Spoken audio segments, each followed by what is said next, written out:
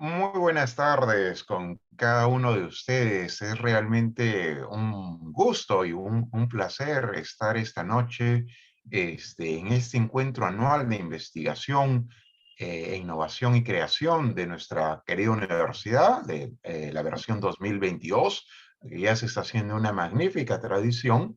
Y en esta ocasión nos reunimos para algo muy grato, para conversar acerca de los proyectos de investigación. Es decir, verdad, ya no son proyectos, ya son investigaciones logradas, ¿no? Que están teniendo, en este caso, Ruth Preciado, Jerónimo y Eduardo Ruiz Urpeque, dos magníficos doctorandos de nuestro programa.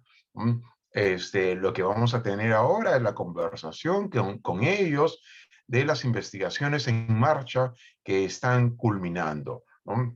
Las reglas son bastante sencillas. Cada uno de ellos va a tener 15 minutos para conversar de los principales hallazgos de sus temas y después de ello viene una de las secciones más interesantes, poder abrir el diálogo, poder abrir la mesa, ¿no? Para tener sus impresiones, sus preguntas, y de manera, como siempre acostumbra los vínculos en antropología, de manera informal y horizontal, ¿no? Y poder continuar entonces animando nuestras conversaciones, ¿no? Ruth es ingeniera agrícola, ¿no? De la Universidad Nacional Agraria La Molina y cuenta con una maestría en gestión internacional del agua y el suelo por la Universidad de Wageningen en los Países Bajos, ¿no? Ella, como bien dije ahora, es candidata a doctor en antropología de nuestra universidad y ella es becaria del programa Trandes, ¿no? Uno de los programas más interesantes sobre desigualdad en la región andina. Ella también es docente en la maestría de gestión de recursos hídricos de nuestra universidad y tiene experiencia en sistematización de proyectos, elaboración de contenidos para el fortalecimiento de capacidades y en temas de gestión integrada de los recursos hídricos, las industrias extractivas y el cambio climático, así como ordenamiento territorial y relaciones con la naturaleza. Entonces, damos primero pase a Ruth y después presento a Eduardo. Adelante, Ruth, tienes 15 minutos. Discúlpenme, les pido, por favor, si es que no lo están ya, silenciarnos, ¿no? Para evitar interferencia. Adelante, Ruth. Muchas gracias. Muchas gracias, profesor Gerardo, por la presentación. Voy a compartir entonces los avances de la investigación. El título de la investigación es El Teatro de la Negociación en la Mesa de Diálogo de la provincia de Caylloma, Arequipa, por los proyectos de desarrollo implementados por el Estado.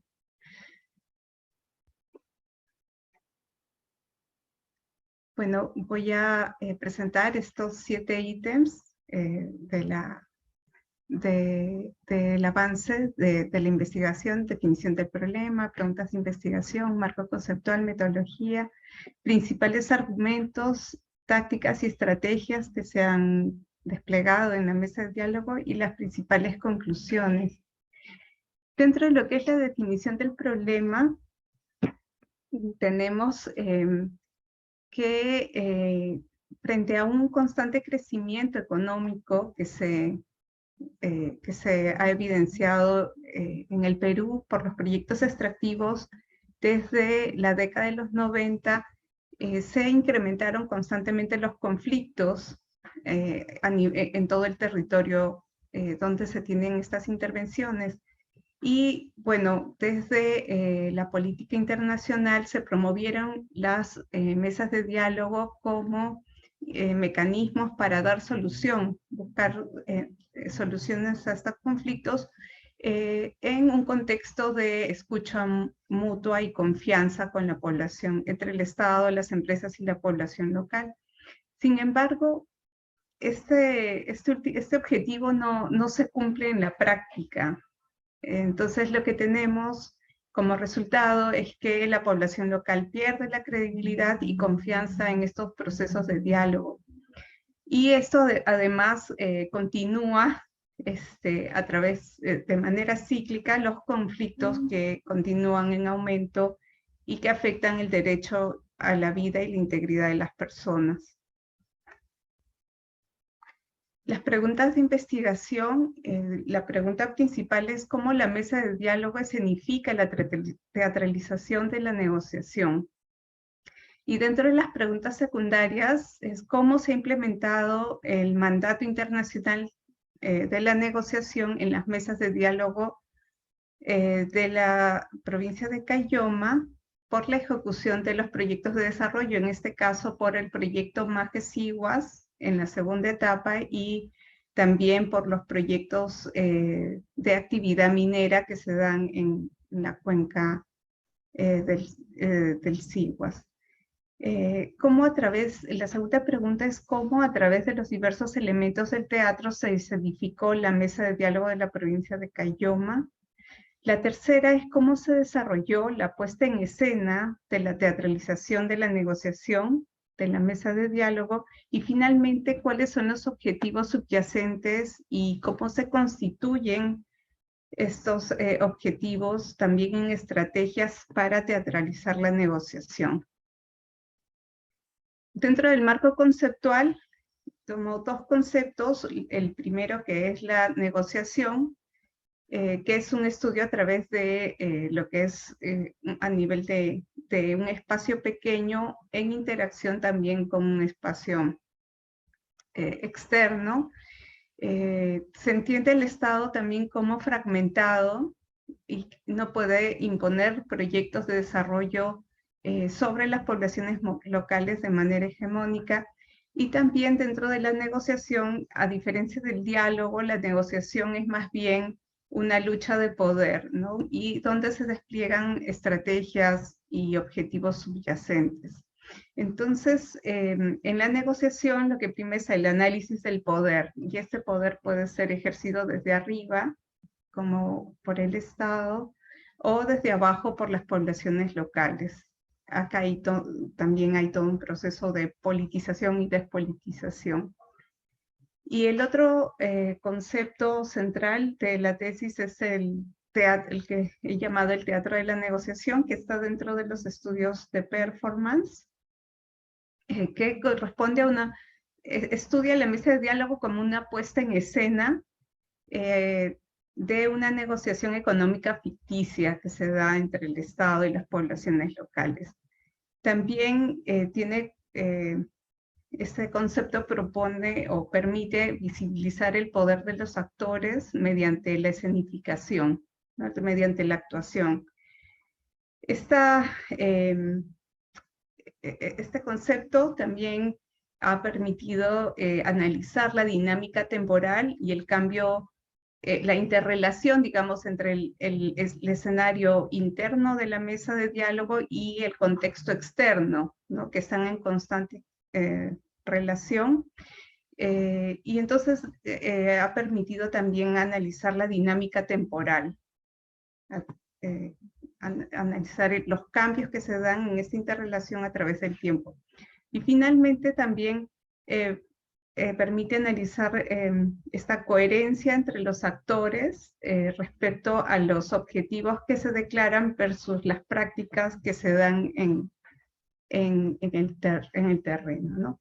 Para ello, se han analizado elementos del teatro como el escenario, libreto, actores, audiencia y el rendimiento, ¿no? La salida final de la escenificación de la mesa de diálogo. Estos son algunos componentes del teatro de la negociación. Como dije, está la dinámica externa, la dinámica interna, donde la mesa, el escenario, la mesa de diálogo es influenciada por el escenario internacional, que se dan a través, por ejemplo, de políticas nacional, a nivel regional y a nivel local. Y también lo que se observa son los objetivos subyacentes de diversos actores que participan en la mesa. esta mesa de diálogo entonces está conectada con el escenario externo y donde también los actores implementan estrategias de performance y tácticas de interacción. La puesta en escena, como dije, es a través de distintos elementos del teatro como actores, audiencia, libreto y escenarios. Tanto los actores como la audiencia van a buscar influenciar sobre estos elementos.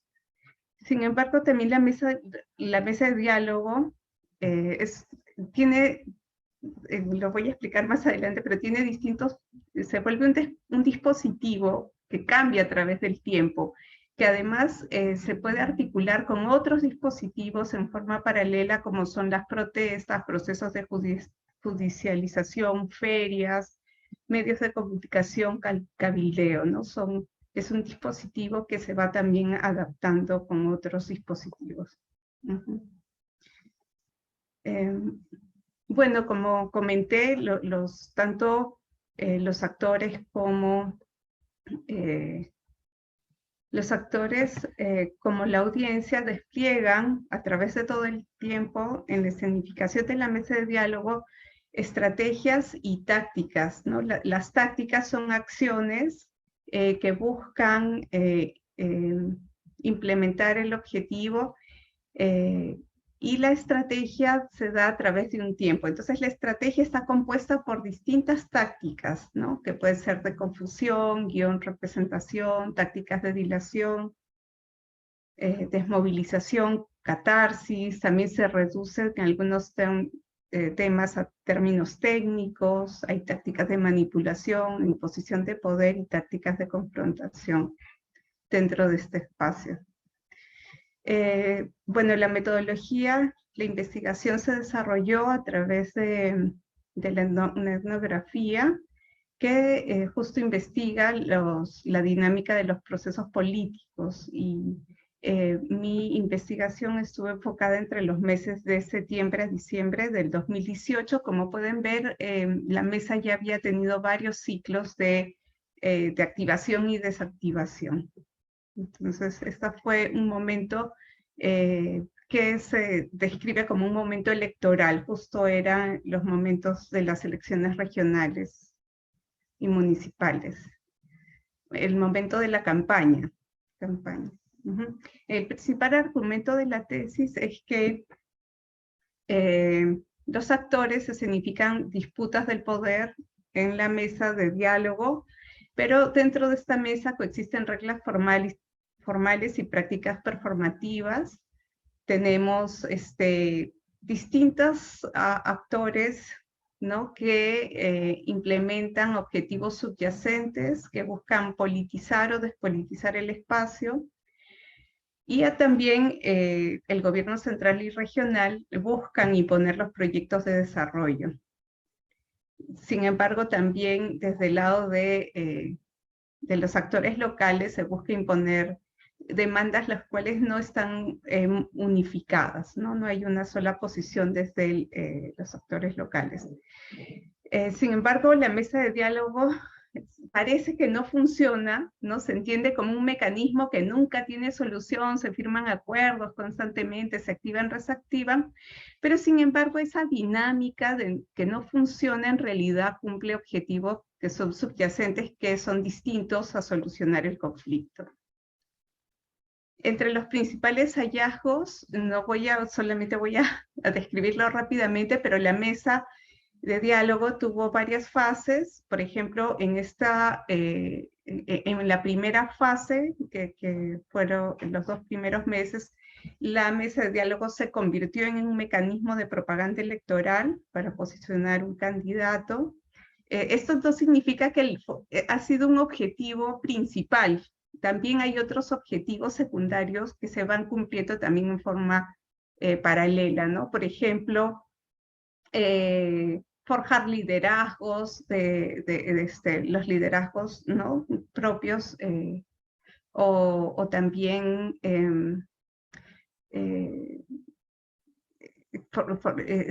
también se busca se buscaba la negociación económica, ¿no? Pero la principal en esta fase fue posicionar al candidato del gobierno regional y provincial en este momento, ¿no? A través de reactivar el tema del proyecto de desarrollos o...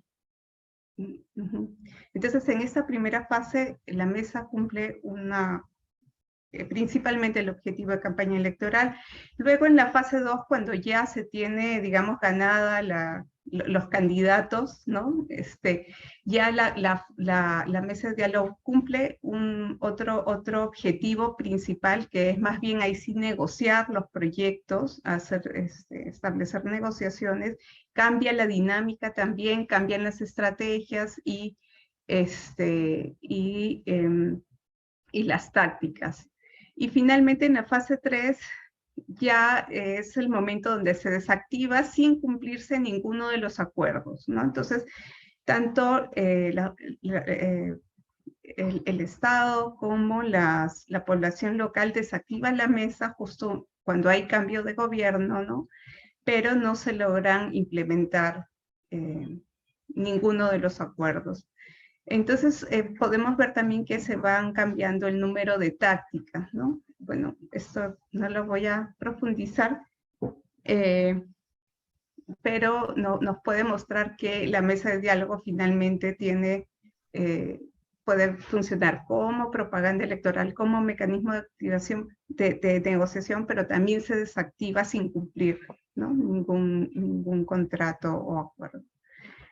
Entonces, aquí creo que es el principal debate. Un minuto, Ruth. Entonces, la mesa de diálogo no es un espacio es un espacio de resistencia de negociación, pero también un espacio de mecanismo de propaganda electoral, de control de personas y territorio. Voy a avanzar, qué pena. También la mesa de diálogo se entiende o se concibe desde las políticas internacionales y nacionales como un espacio de ritual, pero en realidad es un espacio de contingencia donde se escenifica el poder y se ve en esos cambios que tiene. Y también el tema de localidad, ¿no?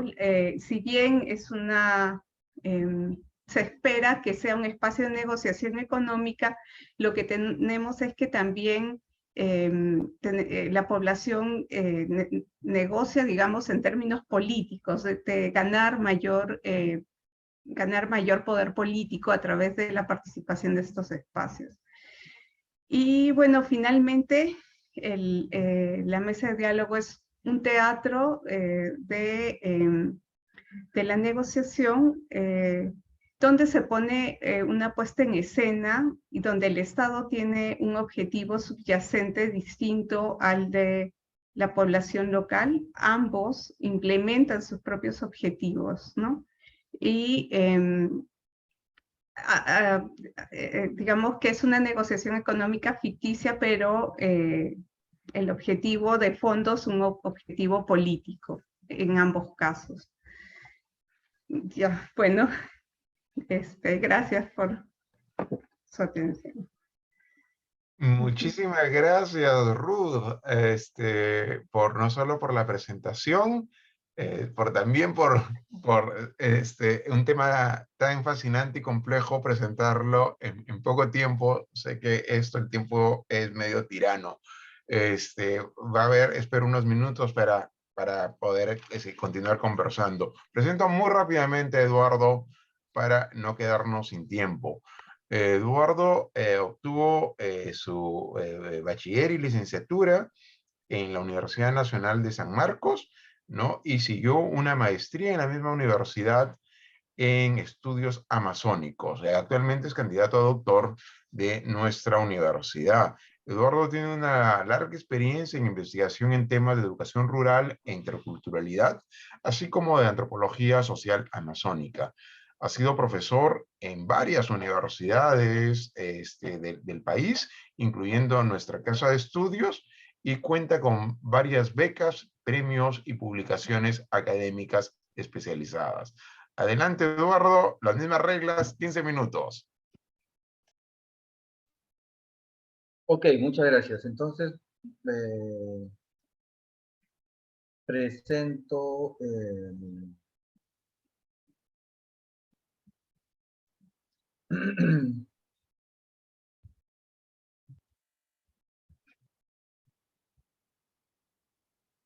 ¿Se ve o he puesto mal?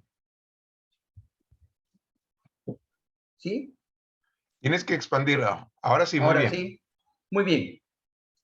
Entonces, vamos a pasar casi ahora de un extremo a otro en las consideraciones del tema, porque yo me voy a dedicar a cuestiones habitualmente muchísimo más, entre comillas, tradicionales en la antropología, las cuestiones que tienen que ver con el cuerpo, la fiesta y el ritual y la cuestión de la sexualidad entre los shipibos. Pero lo voy a hacer de una manera distinta a través de casos bueno, y espero mostrar que estas cuestiones, esta división entre lo más tradicional y lo más moderno no tiene mucho sentido, como cuestiones, partes de una polaridad entre los shipibos, ¿no? Sino como algo que está siempre entretejido y reactualizándose, ¿no?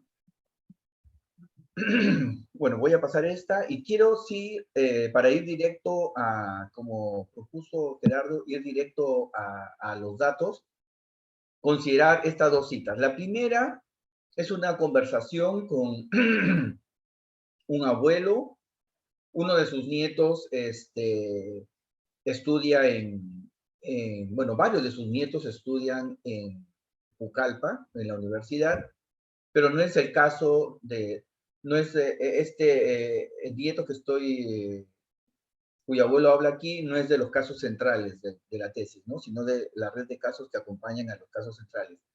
Lo que interesa aquí es lo que él dice, ¿no? Él hace una diferenciación entre el antes y lo que se le exigía a los varones shipibos antes en relación con saber hacer cosas como una canoa, ¿no? Trabajar en la chacra, levantar una casa y etc.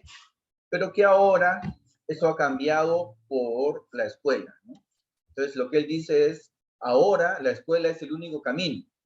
Y junto con el asunto de la escuela, él presenta otro asunto que es clave, que tiene que ver con el matrimonio y el parentesco, ¿no? Con la idea del cuerpo social, que es que él dice, como yo no sé dónde va a llegar, no puedo decirles a mis nietos, ¿no? No puedo decirles a mis nietos que se reúnan con una chica. Entonces, puesto que hay un elemento aquí que influye en las cosas que los jóvenes hacen, ¿no? Las generaciones mayores, los padres y los abuelos han optado por dejar a la libre decisión de los más jóvenes los momentos en los que se casen, ¿no? Consigan pareja y tengan sus hijos, ¿no? Porque ellos están mirando este asunto de la escuela, ¿no? Como un elemento clave. Y esto va a resurgir varias veces, ¿no?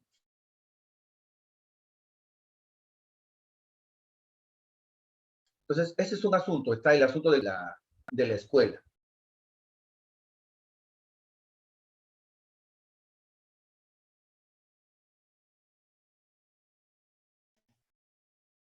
Es esa fiesta enorme de los shipíos. ¿Me pueden escuchar? Eduardo, creo que se está poniendo algo inestable tu señal. No sé no sé si se corta el video, podemos seguir viendo el PPT tuyo. Creo que el internet ya está comenzando a fallar. Ya. Entonces, ahí sí te escuchamos. Dale. ¿Ahí sí? Sí, muy bien. Aprovecha. Ya, muy bien. Entonces, la segunda cita va por el otro aspecto, el asunto de la fiesta y el cuerpo social también, pero mirado desde el punto de vista del encontrarse, ¿no? Entonces, lo que dice allí este líder y profesor Shipibo es, bueno, hemos perdido la gran fiesta, eso significa Año Shati, ¿no? Hemos perdido la gran fiesta anterior y durante mucho tiempo no tuvimos otra manera de reencontrarnos. Se refiere al mundialito Shipibo que se realiza desde hace como 25 años cada año, más o menos hacia fines de enero, inicios de febrero, dice, esta es la forma de hoy para encontrarnos, como hacen otros pueblos en todo el mundo. Es tan importante que en estos días se suspenden las actividades productivas en las comunidades, ¿no? Casi todas las comunidades, y ya desde hace varios años, otros pueblos indígenas,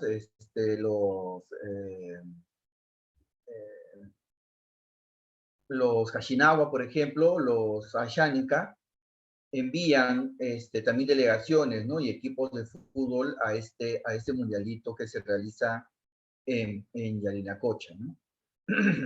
Bueno, estos son los 3 momentos de la exposición: las razones del nuevo interés sobre los Shipibo, la etnografía clásica y el estudio de casos en esta investigación en particular, y los temas desafiantes. Voy a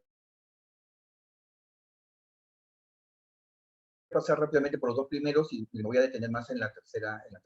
Bueno, esta es una foto de una conversación con algunos ancianos y abuelos en una comunidad del lago Emiria sobre cuestiones de cosmología, que van a ir saliendo en el proceso. Bueno, lo que interesa en mi caso es que todo ese asunto vinculado con el proceso de migración a las ciudades, yo pongo ahí entre comillas a las ciudades, ¿por qué? Porque Pucallpa y Yarinacocha en realidad son ciudades que se han levantado en el interior de lo que uno podría denominar el territorio étnico tradicional, ¿no? O si quiere uno utilizar el término de moda, ancestral de los Shipibo. Entonces, de alguna manera, cuando yo pongo esto de a las ciudades, entre comillas, estoy tratando de retomar la idea de los propios Shipibo respecto al asunto de que esos territorios siempre han sido sus territorios, o sea, siempre han estado ellos allí, ¿no? Lo que han hecho, de alguna manera, durante varios siglos es replegarse a comunidades más de tipo rural, porque evitan siempre, de alguna manera, la idea en la mente de los pibos es, ¿no? Por comentarios que siempre hacen, ¿no? Es evitar convivir con los mestizos, ¿no? Que es el término que usan en castellano, y más bien mantener sus redes de parentesco, ¿no? Y su convivencia como shipibos aparte. Bueno, este proceso de migración es muy grande, ¿no? Ya tiene por lo menos 20 años, un poco más, ¿no? Han habido procesos anteriores de algunas familias, algunos individuos, mucho antes, ¿no? De los años 70, probablemente, o incluso antes. Lo que yo he podido rastrear es en los años 70 y 80. Pero a partir del año 2000 en adelante, el proceso ha sido de familias, ¿no? En grupos grandes, ¿no? Y esto que ha permitido que ellos se visibilicen. Y lo hacen a propósito, es decir, las mujeres mantienen la ropa que las identifica, ¿no? La falda y la blusa, en fin. Entonces, está allí, ingresa muy claramente en este proceso de visibilización el diseño, ¿no? Ustedes pueden ver muchísimos diseños en muchísimos lados del Perú, en Lima, y ahora fuera del Perú también, ¿no? O sea, procesos por medio de los cuales especialmente mujeres, ¿no? Han internacionalizado el diseño shipibo, que era internacional antes, ¿no? Pero era a nivel de la cuenca amazónica, ¿no? ¿Hola? ¿Me escuchan? ¿Sí? Muy bien, sigo. Bueno, entonces, este proceso de migración supone visibilizarse a través de la ropa, a través de los diseños, lo que implica también un lenguaje sobre el cuerpo, ¿verdad? Ese mostrarnos de manera visible como shipibos implica un lenguaje sobre nuestro propio cuerpo, ¿verdad?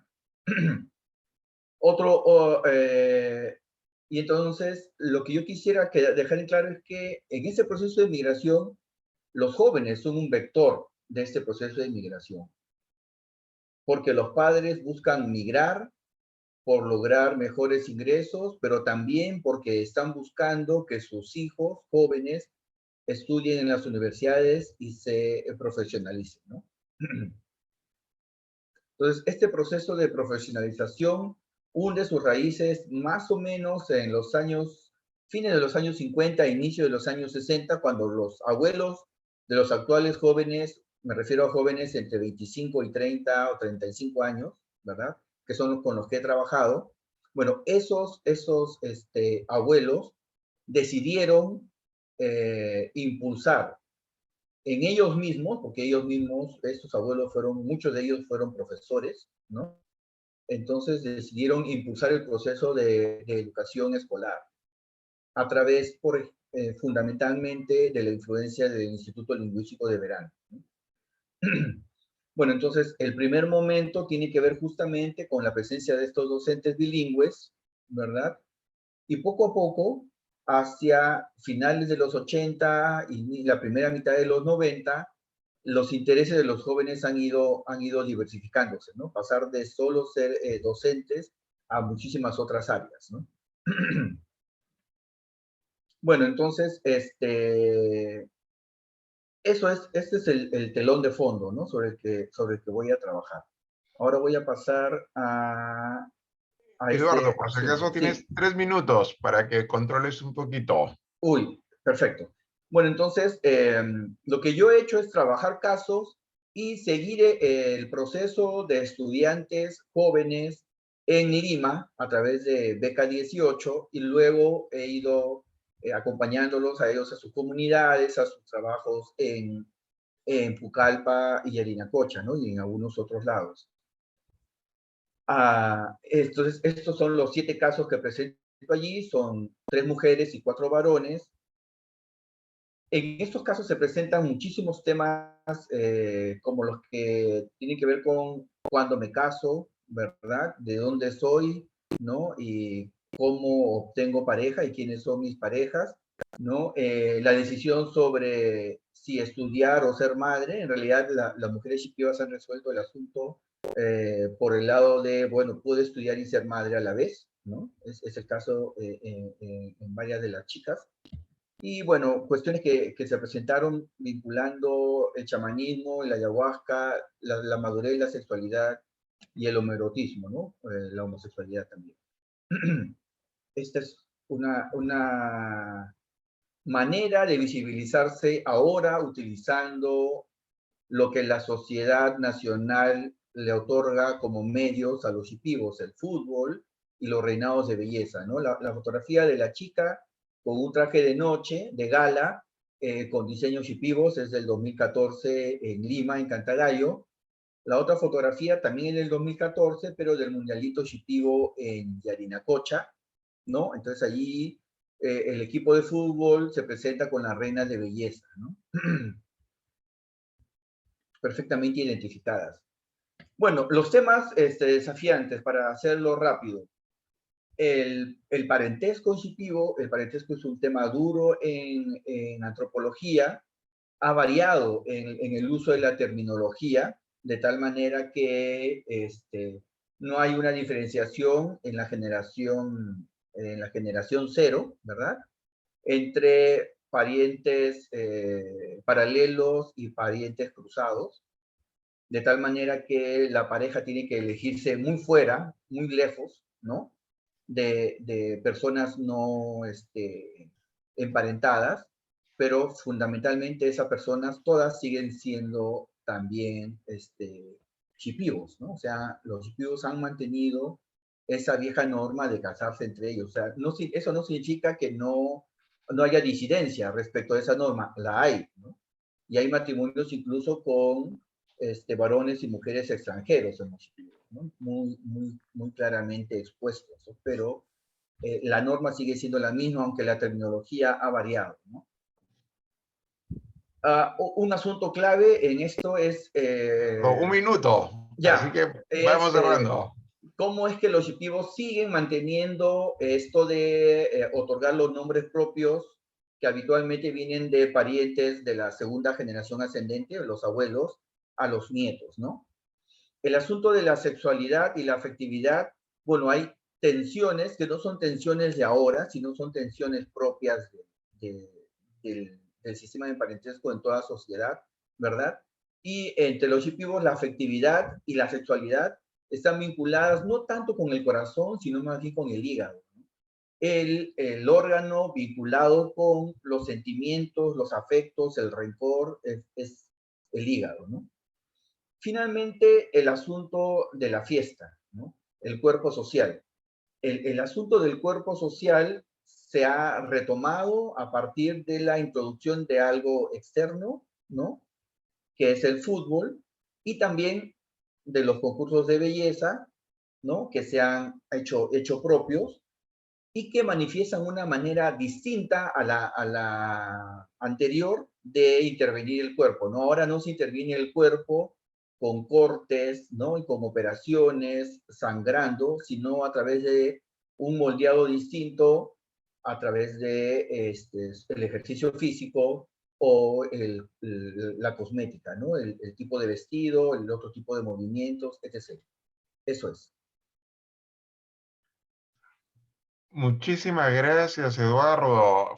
Fascinante. Igualmente, aunque, bueno, ahí, para los que no son de antropología, pueden ver la enorme riqueza y variedad de temas que trabajamos desde nuestra especialidad. Dos temas fascinantes. Entender un tema clásico, conflictos, ¿no?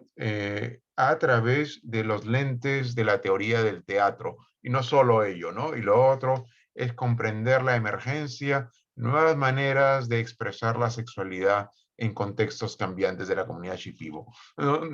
Entonces, abrimos la conversación y por favor siéntense libres, levanten la mano y tienen el micro para ustedes. Si gustan, también pueden escribir por el chat.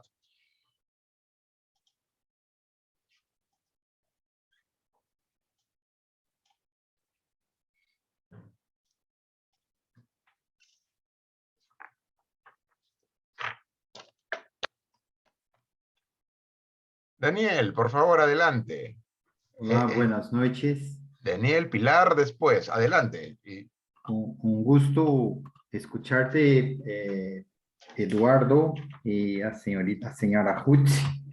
Yo tengo una pregunta para los dos, na verdade. Primeiro para o Eduardo e depois para Hutz.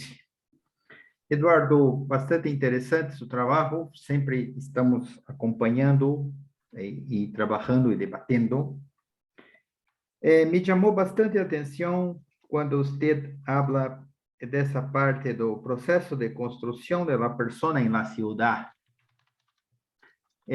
Isso me hace recordar os trabalhos de Mauss e de Lévi-Strauss, quando escreve Lévi-Strauss em 1977 sobre a identité. E o boletim de Le Nom e la persona do boletim francês de filosofia, 1929, de Mauss, e os trabalhos de Anthony Seeger e Eduardo Viveiros de Castro, quando se referem à construção das pessoas nas sociedades indígenas brasileiras, um clássico.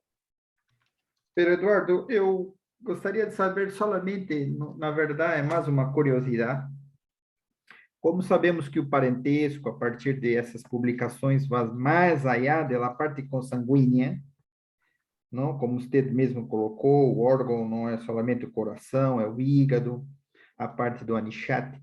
Eduardo, como você mira hoje esse processo de construção de la persona en la ciudad a partir de los Shipibo? Gracias.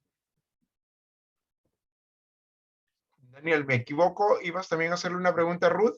Sí. Adelante, adelante. Adelante. Para después Okay, escuchar a Pilar y tener entonces la respuesta de nuestros compañeros. Muchas gracias. Ruth, sí, adelante. Gracias por su presentación. Eu apontei aqui, me parece bastante interessante quando você fala de teatralização, de la negociação. Me hace pensar, Ruth, quando eu escuto acerca do teatro, das estratégias distintas, do métodos, dos dispositivos, não? Dos autores que você escolheu, me chama a atenção uma coisa, na verdade, que eu lhe pergunto. Você sempre mencionou a parte dos atores, de la ópera e esse debate. Pero seria interessante, não sei se você pensou nisso, Ruth, a parte invisível desse processo, porque Bruno Latour tem a teoria, que é a teoria do ator. Então, Bruno Latour trabalha a parte invisível, e eu queria saber se você pensou em trabalhar essas coisas invisíveis que passam na negociação. Porque, por exemplo, quando você habla, me hace recordar os trabalhos de Michel Foucault acerca de poder, que me parece que falta um pouco mais essa parte de poner o que significa o poder, na verdade, não? Porque o poder aí está visível, mas o que significa o poder invisível a partir da cena do poder, não? Da cena do teatro. Porque, por exemplo, em um momento do método, você coloca bem em sua fase de campo 4 meses, pero tem um vazio da campanha. Eu creio que esse vazio seria importante compreendê-lo, não? Porque no vazio não sabe o que passou, não? Eu me senti falta disso. Não sei se você consegue me captar o que estou apontando, pero me chama a atenção essa parte. E também gostaria de saber, você menciona Tchechner e Goffman, me parece bastante interessante, pero me sinto a falta de Victor Turner, a parte da teoria do autor, não? E por que pensar em teatro, por exemplo, e não pensar em ópera? Porque a ópera vem sendo utilizada hoje em muitos trabalhos antropológicos por os próprios ameríndios, no caso amazônico. É nada mais, desculpe aí, não sei se captou minha mensagem, muitas graças. Gracias. Lindo trabalho para os dois. Muchas gracias. Y Pilar, adelante, por favor, antes de darle la voz a nuestros colegas. Gracias. Súper interesante las investigaciones y los procesos que han desarrollado. Yo tenía una pregunta para Eduardo. Sí, ha explorado un poco, porque sí es cierto que hay muy pocas investigaciones respecto al tema de sexualidad en los pueblos indígenas, específicamente los pueblos amazónicos, pero si habías explorado o indagado un poco más sobre este postcolonialismo y lo que han dejado específicamente en las comunidades nativas amazónicas, no solo en Perú, sino también en Brasil y en Bolivia, las diferentes iglesias, en este caso evangélicas, ¿no? Si esto ha cambiado, si has mirado esa otra cosmovisión reaprendida postcolonialismo sobre el aspecto de la sexualidad, el placer y las relaciones. Sé que hay muchas de estas comunidades también existe mucha violencia sexual, entonces sí me gustaría escuchar un poco si hubo si salió esto en las reflexiones con los sabios, con los elders o con las, o si también se acercó mucho también a jóvenes o mujeres, ¿no? Muchísimas gracias. Y ahora tenemos, entonces continuamos con el mismo orden, Ruth y Eduardo, para que comenten acerca de las interrogantes que han surgido. Sí, muchas gracias a Daniel por sus preguntas. Sí, bueno, el objetivo de la tesis era analizar esta dinámica de la mesa de diálogo.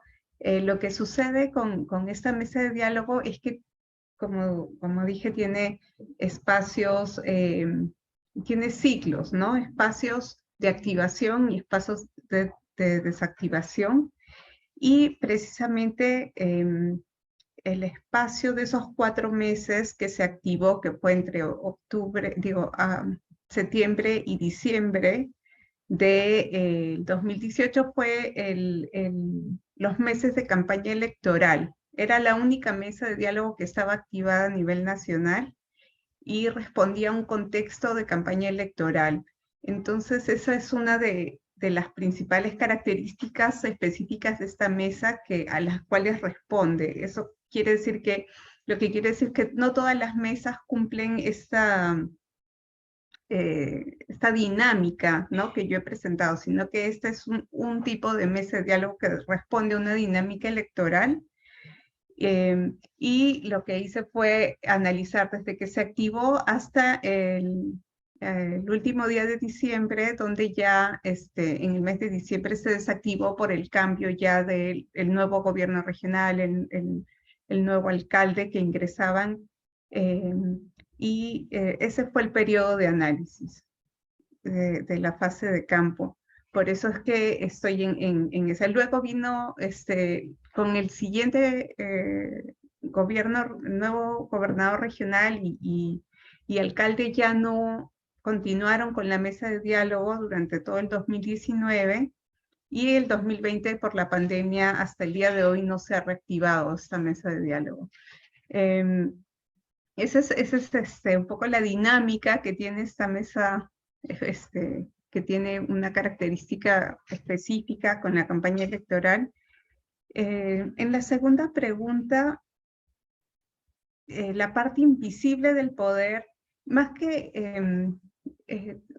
yo trato de analizar el poder, pero cómo cómo se ejerce el poder a través de la interacción, ¿no? Lo que entiendo es que podemos visibilizar el poder siempre cuando estamos interactuando, ¿no? Interactuando entre actores. Entonces es en esa actuación donde se puede, el poder se escenifica, mejor dicho, ¿no? Entonces eso lo analizo a través de estas estrategias, estas tácticas de interacción que mencioné, ¿no? Que tienes el poder para poder implementar una táctica de manipulación o una táctica de dilación, ¿no? Entonces, puedes, en este espacio de la mesa de diálogo, puedes desplegar distintas estrategias y distintas tácticas, pero también a nivel externo, ¿no? Una protesta, que el Frente de Defensa desplegó también, que es externo a la mesa de diálogo, también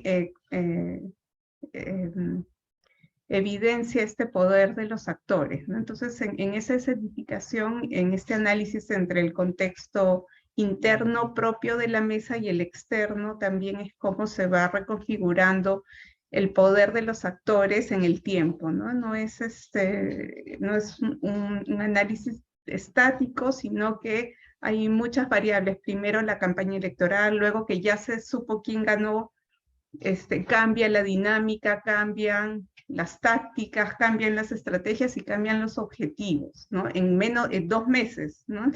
En el tercer mes vuelve a cambiar otra vez la estrategia y la táctica, y ambos actores, tanto el actor, en este caso el Estado, logró que no se paralicen los proyectos de desarrollo, entonces, digamos, obtuvo su objetivo subyacente sin implementar los acuerdos económicos, y por otro lado, el actor local logró posicionar al partido político, ¿no?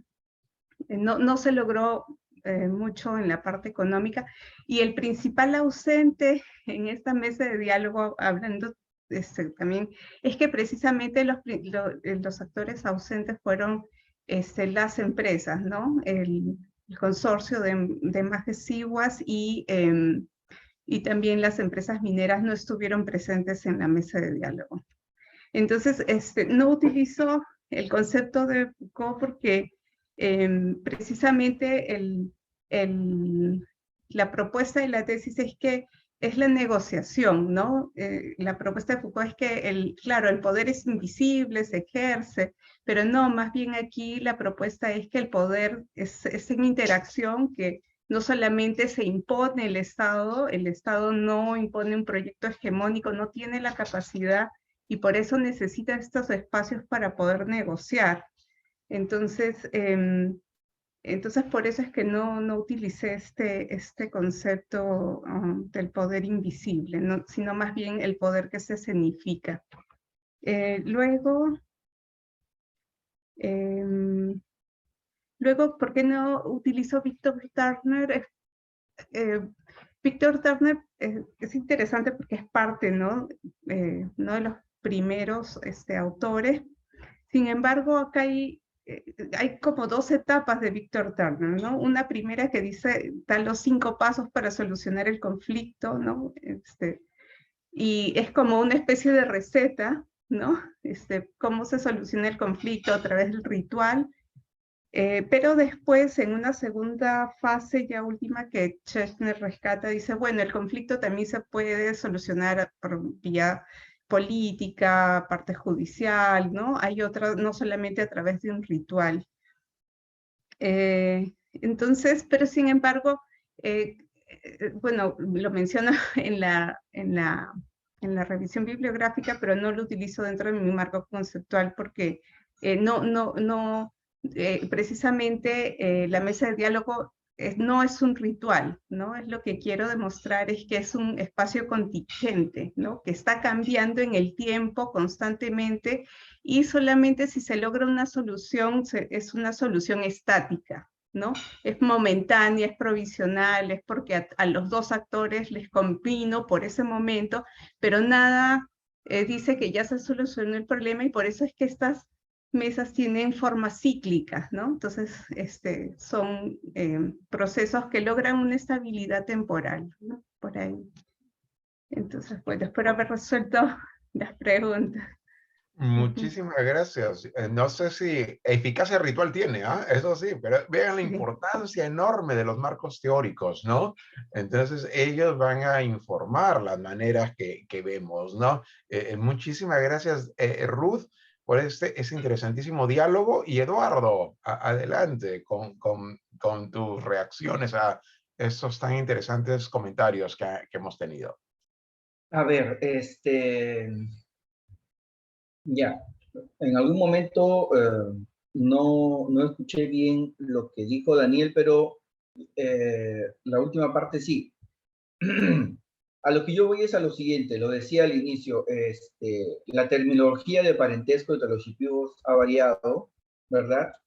Pero las normas la norma fundamental de matrimonio, que es casarse entre ellos, ¿verdad? Se ha mantenido y se mantiene, ¿no? Lo que, lo que sucede es que el sistema de parentesco se ha abierto, ¿no? Y parece que antes era un sistema de parentesco muchísimo más cerrado, ¿no? Y el matrimonio entre un hermano y una hermana con una hermana y un hermano de una familia distinta, ¿verdad? Ese intercambio de hermano por hermana era muy común antes, y el matrimonio entre primos cruzados cercanos o bilaterales era también mucho más común. Eso ya no. Se ha abierto el sistema, pero sí se ha mantenido el hecho de que el matrimonio sea una suerte de matrimonio entre los shipibos, aunque hay, como les digo, cada vez mayor proceso de disidencia, es decir, quienes se casan con gente de fuera, ¿no? Pero ese proceso también ha habido antes, es decir, cuando uno habla con los ancianos y las ancianas shipibos, siempre ha habido todo este proceso de capturar, si se quiere, a niños y niñas de fuera, ¿verdad? De otros pueblos indígenas, traerlos y de alguna manera volver a formarlos como shipibos y luego a casarse con ellos, ¿no? Entonces, eso de casarse con gente de fuera siempre ha existido. No es que solo sea un matrimonio con gente de dentro, ¿no? Y eso se mantiene claramente en la ciudad, ¿no? Entre los casos de jóvenes, varones y mujeres, ¿verdad? La mayoría de casos de uniones entre ellos es entre varones y mujeres shipibos, ¿no? Y hay una suerte de mandato no escrito, ¿no? Por medio del cual los padres aconsejan a sus hijos que se casen, y cuando se casen y busquen pareja, que esa pareja sea también shipibo, ¿no? Que no sea de fuera, ¿no? Lo otro, respecto al asunto de la sexualidad, bueno, sí, hay como niveles, ¿no? Depende de ¿Qué tanto las familias se han involucrado en el discurso religioso, fundamentalmente evangélico, ¿no? Entonces, dependiendo del grado de involucramiento de las familias en el discurso religioso, son más o menos abiertos a los temas que tienen que ver con la sexualidad, ¿no? Y con el tema de la homosexualidad también, que es un tema presente entre los shipibos, ¿no? Y en general, como han descrito otros antropólogos para la Amazonía, la sexualidad está muy vinculada con el disfrute y mucho menos vinculada con la culpa, ¿no? Como suele ser más entre nosotros, ¿no? Entonces, se vive de manera muchísimo menos tensa, por decirlo de alguna manera, ¿no? Y los jóvenes tienen muchísima mayor libertad para ejercer su derecho a la sexualidad, si se lo quiere poner de esa manera, desde muy temprana edad, ¿no? Y se ve como una cuestión que se va a dar y se tiene que dar, ¿no? Por eso es que aún hoy las uniones y los matrimonios, las alianzas entre jóvenes muy jóvenes, cuando están todavía en la secundaria, en tercero, cuarto o quinto de secundaria, son también comunes, ¿no? Entonces, unos chicos de 15, 16 o 17 terminan la secundaria ya siendo padres, ¿no? Ya siendo padres. Y los padres y los abuelos no se oponen a ese ejercicio de la sexualidad de los jóvenes, ¿no? No se oponen, ¿no? Entonces, hay un asunto vinculado con la violencia que hay que mirarla con cuidado, ¿no? Entre los shipibos, yo no considero, ellos tampoco consideran como violencia los antiguos rituales vinculados con la sexualidad, la masculinidad y la feminidad, ¿no? Había un proceso de clitoridectomía, por ejemplo, con las mujeres en esta gran fiesta, este año Shati, y había un proceso de corte del cráneo entre los varones, ¿verdad? Que eran rituales paralelos que se han abandonado, ¿no? Pero ni los abuelos, ni las abuelas, ni los varones, ni las mujeres consideran necesariamente ese ejercicio como un ejercicio de violencia, ¿no? Sino como un modo en el que el cuerpo es intervenido, ¿verdad? Porque el cuerpo, para la casi totalidad de los pueblos indígenas en Amazonía, tiene que ser intervenido. El cuerpo, para que sea cuerpo realmente humano, tiene que ser intervenido, ¿no? A diferencia de lo que nosotros miramos sobre el cuerpo, ¿no? Que es humano por el hecho mismo ya de existir, ¿no? En cambio, en Amazonía no es el caso. Y por eso allí habría que tener muchísimo mayor cuidado con el asunto de la violencia, ¿no? Ahora, todo este asunto de la intervención del cuerpo ha migrado, si se quiere, de esas intervenciones que son intervenciones visibles, ¿verdad? A intervenciones más cosméticas, ¿no? Vinculadas con la belleza que se expone, ¿verdad? Utilizando determinado tipo de adornos, determinado tipo de vestidos, ¿verdad? Tanto para mujeres como para varones, ¿no? En el caso de los varones es el fútbol, son los implementos deportivos, ¿verdad?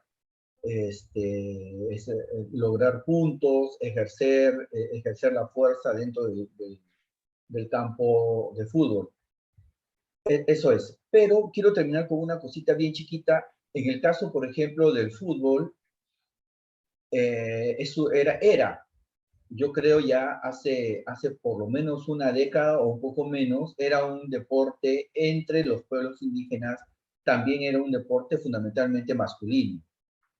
Ha dejado de serlo, ¿no? Porque incluso en el Mundialito Shipibo, ya hace por lo menos 5 años, hay equipos femeninos de fútbol, ¿no? Y un asunto que no se mira mucho, pero que yo he estado mirando y que, bueno, estará en la tesis, espero, pero como una simple anotación, es que el otro deporte que se practica mucho en las comunidades es el del vóley, por ejemplo, ¿no?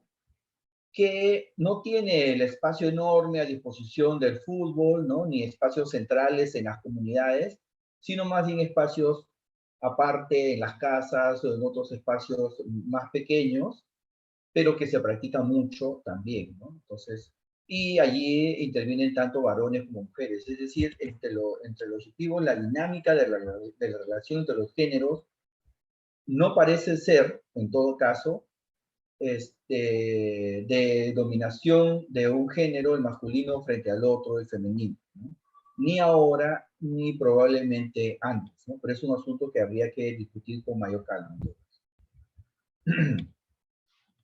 Muchísimas gracias, Eduardo. A decir verdad, muchísimas gracias a todos. Yo creo que esta muestra de las investigaciones que ustedes están realizando no hace sino confirmar la riqueza etnográfica y el seguir jalando entonces hebras, ¿no? Para desentrañar las complejidades de las realidades, ¿no? Yo quiero realizar dos breves comentarios, no son necesariamente preguntas, ¿no? Pero me parecen fascinantes realmente sus investigaciones, ¿no? Aprovechando que tengo, a pesar de que ya se acabó el tiempo, tengo cierto control, cierto nomás, así, como Ruth lo ha dicho, no tengo el poder hegemónico, ¿no? Dos cositas, empiezo por una cuestión de Ruth y termino con algo de Eduardo antes de despedirnos, ¿no? Este, eh, Daniel ha sugerido, ha consultado por qué no utilizar otra metáfora, ¿no? Y por favor, no quiero entrar en ese debate. Yo creo que Ruth ha contestado muy bien. Pero hay algo que sí me parece fascinante, digamos, es el qué ilumina la metáfora que estamos utilizando, ¿no? Y ahí yo creo que la metáfora, y no es solo una metáfora, digamos, es un entramado, ¿no? A través de un entramado social, ¿no?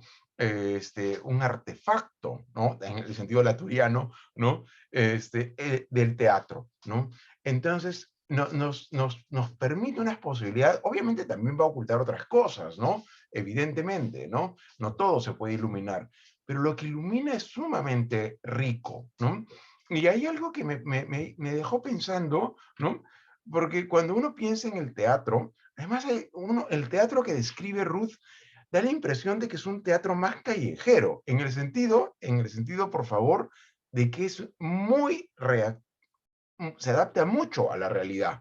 Entonces, va cambiando, no tiene este formato, pues así rígido, que siempre tienen que repetir el mismo libreto. Es muy perceptivo sobre quién ingresa a la galería, sobre qué está pasando afuera, si se vendieron o no las entradas, cuál es nuestro nuevo escenario, etcétera, etcétera, ¿no? Entonces es muy innovador en ese sentido, muy contingente, dice Ruth, ¿no? Y me parece clave. Pero en el teatro también hay otra cosa, ¿no? Cuando uno dice eso es puro teatro, o sea, uno sabe que hay una suspensión de la realidad, sabe de que lo que se está actuando en un sentido no es real, en un sentido, porque de otra manera es absolutamente real, ¿no? Entonces, en ese sentido, la mesa no es un fracaso, ¿no? La mesa es algo que existe y los actores pueden desilusionarse acerca de ciertos objetivos, de ciertas esperanzas, ¿no? Y el teatro también tiene una dimensión, no siempre, el buen teatro tiende a tener una dimensión catárquica, ¿no? Entonces, ¿qué se logra ahí en ese espacio, no? No, tal vez no la demanda y el mandato de Naciones Unidas, ¿no? O de World Bank, ¿no? Pero algo se logra, ¿no? Aunque sea mirarse las caras, aunque sea estallar en gritos, ¿no? Etcétera, ¿no? Pero hay algo ahí fascinante en esa metáfora que le podemos sacar el jugo. Y desde Eduardo, me encanta esta triangulación que hay con haces. Nuevamente pensemos en Foucault, ¿no? Esos haces que hay, sexualidad, cambios territoriales, rural-urbano, migración, edad, y me dejó pensando algo lindo, y cuerpo, ¿no? El cuerpo como esa suerte de locus en el cual estos diferentes procesos y experiencias se van notando, ¿no? Y hay algo que me gustó muchísimo, son esas citas iniciales que tiene, ¿no? Entonces, esta persona mayor, ¿no?, habla de estos cuerpos ideales que están marcados por lo laboral, ¿no? El saber remar, el saber pescar, el saber realizar ¿no?, una canoa, ¿no? Y la belleza está más ligada más bien a una constitución de fortaleza y de saber hacer, ¿no? Y más bien la educación impone otros saberes, otras relaciones con el cuerpo que no van necesariamente a través del trabajo físico, ¿no? Entonces ahí es súper interesante, me parece ahí el trabajo también de Eduardo, ¿no?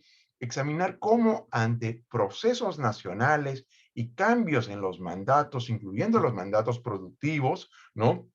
Ahora, ser un buen partido, en un sentido, ya de repente no es saber pescar bien, sino entonces tener tu título de profesor bilingüe, ¿no? Entonces, evidentemente, eso también se va a plasmar en el cuerpo y nuestras maneras de vestir, de andar.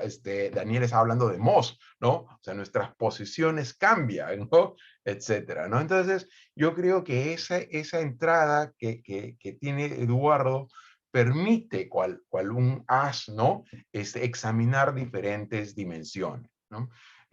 Como les decía, no son preguntas, sino más bien algunas reacciones que tengo a partir de los magníficos trabajos que hoy día han presentado, ¿no? Nos hemos quedado sin tiempo, pero no sin ganas de seguir escuchándolos más. Yo le doy las gracias primero a Ruth y a Eduardo, pero también a todos los colegas, a cada una de las personas que esta noche nos están acompañando. Y acompáñenos, aunque sea de manera virtual, con un aplauso para despedir a nuestros colegas. Muchísimas gracias.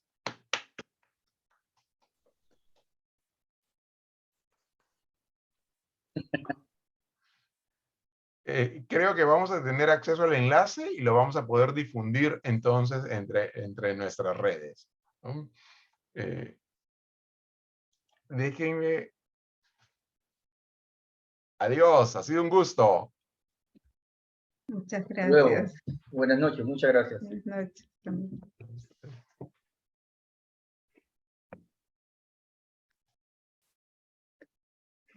¿Consiguieron mirar los resultados?